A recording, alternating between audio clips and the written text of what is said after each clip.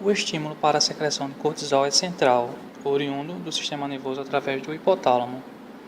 Uma prova que o estímulo para a secreção de cortisol vem da estrutura neuroendócrina, como o hipotálamo, é que o cortisol é um dos hormônios periféricos, cuja secreção mais sofre variação ao longo do dia, como ritmo circadiano. Isso ocorre porque no hipotálamo existe o núcleo supraquiasmático, que em função de vários estímulos, inclusive o ciclo claro e escuro, faz com que quase todos os hormônios hipotálamicos sejam produzidos de maneira pulsátil.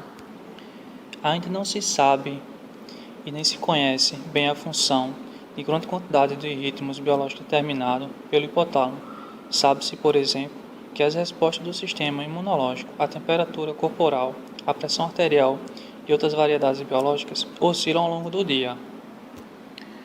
Pelo fato de que o cortisol está bem mais elevado na parte da manhã, acredita-se também que ele seja um dos fatores responsáveis pela interrupção do sono, isto é, da mesma maneira que é possível que a melatonina seja o hormônio do sono, é também possível que o cortisol seja o hormônio do despertar. Fundamentalmente, o papel do cortisol na regulação do estresse é ajudar a fornecer combustível para o trabalho muscular durante o estresse agudo. Isto é feito através de aumento da gliconeogênese hepática e também renal, que é a produção da glicose a partir de substratos não glicídicos, tais como aminoácidos, principalmente a alanina, e ácidos graxos livres, oriundos da quebra dos triglicerídeos armazenados no tecido adiposo. Essa glicose, produzida por gliconeogênese, será então ofertada aos músculos e ao cérebro, a fim de que possamos lutar ou fugir, a fim de disponibilizar ácidos graxos para a gliconeogênese e também para a oxidação nos músculos. O cortisol promove lipólise, quebra de triglicerídeos do adipocito. Além disso, para disponibilizar aminoácidos, o cortisol promove a quebra de proteínas musculares. Se a exposição ao estresse for aguda, ou seja, rápida, a proteólise será mínima, não trazendo maiores consequências. Porém, diante de uma exposição mais prolongada, acima de 1 hora aproximadamente, esse efeito catabólico, destruição proteica, torna-se pronunciado e pode levar à perda de massa muscular. Por esse motivo, os atletas devem evitar sessões de treinamento muito prolongadas, caso o objetivo do exercício seja aumentar a massa muscular. Outro aspecto importante da ação do cortisol durante a exposição prolongada ao estresse refere-se ao metabolismo lipídico. Apesar de agudamente o cortisol promover a lipólise, sabe-se que a concentração maiores e mantidas por mais tempo, o mesmo cortisol produz uma hiperglicemia, aumentando a glicose no sangue persistente, que tende a elevar os níveis plasmáticos de insulina. Essa interação do cortisol com a insulina, ambos os níveis elevados, parece produzir uma deposição acentuada de gordura na região central do corpo, face, pescoço e abdômen. Mas os mecanismos que explicam esse efeito crônico do cortisol na distribuição de gordura ainda estão longe de serem totalmente compreendidos. Sabe-se também que os níveis elevados de cortisol aumentam o apetite. O hormônio, denominado leptina, foi descoberto no final de 1994. Desde então, um grande número de pesquisas foi desenvolvido sobre o tema para melhor compreensão de sua função, principalmente com relação à regulação da ingestão energética e, consequentemente, o papel que este hormônio desempenha na obesidade. A leptina é um hormônio peptídico formado por 167 aminoácidos. Ela é produzida principalmente no tecido adiposo branco. Quando injetada, reduz o consumo de alimentos e aumenta o gasto energético. A concentração plasmática de leptina está parcialmente relacionada ao tamanho de massa do tecido adiposo presente no corpo, pois seus níveis plasmáticos diferem em indivíduos com o mesmo índice de massa corporal. Além disso, mulheres geralmente apresentam níveis maiores de leptina do que homens, e em algumas patologias, como a diabetes mellitus tipo 2, os níveis plasmáticos de leptina apresentam-se elevados.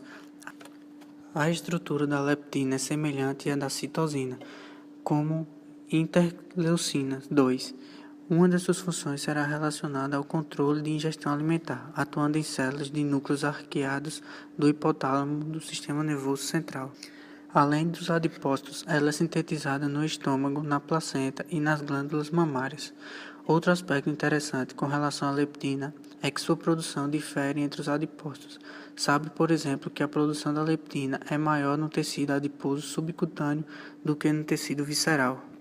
Os níveis de leptinas podem ser influenciados por diversos fatores e substâncias. Uma exposição prolongada a um jejum diminui os níveis plasmáticos de leptina, ao passo que a alimentação excessiva aumenta sua concentração. A composição da dieta, em especial o consumo de macronutrientes e micronutrientes, tais como zinco e fatores hormonais, influenciam seus níveis. Estudos avaliando adipócitos humanos isolados mostram que a infusão prolongada ou doses suprafisiológicas de insulina aumenta os níveis circulantes de leptina, assim como a administração exógena de glicocorticoides. A leptina reduz o apetite através da inibição de liberação de neuropeptídeos relacionados ao apetite, como o neuropeptídeo Y e o peptídeo relacionado à proteína AGOT, que são peptídeos orexígenos. Atuam também através do aumento da expressão e liberação neuropeptídea anorexígenos, como o hormônio estimulante de melanócitos. Assim, altos níveis de leptina reduzem a ingestão alimentar, enquanto baixos níveis induzem hiperfagia. Isso é comprovado em animais de laboratório obesos, que apresentam baixos níveis ou total de deficiência de leptina. Por isso, esse hormônio ficou conhecido como hormônio da saciedade. Uma falha na sua produção ou na sua ação sobre os receptores hipotálامos poderiam desequilibrar positivamente o balanço energético, gerando um quadro de obesidade. No entanto, estudos realizados em humanos mostram que os níveis plasmáticos de leptina são elevados em obesos, quando comparados com seus congênitos magros. Crianças pré-puberes e adolescentes obesos também apresentam níveis de leptina mais elevados do que indivíduos magros da mesma faixa etária. Além do seu importante papel no metabolismo, a leptina também parece participar no controle dos sistemas hematopédicos, imune, reprodutor, cardiovascular e no metabolismo ósseo.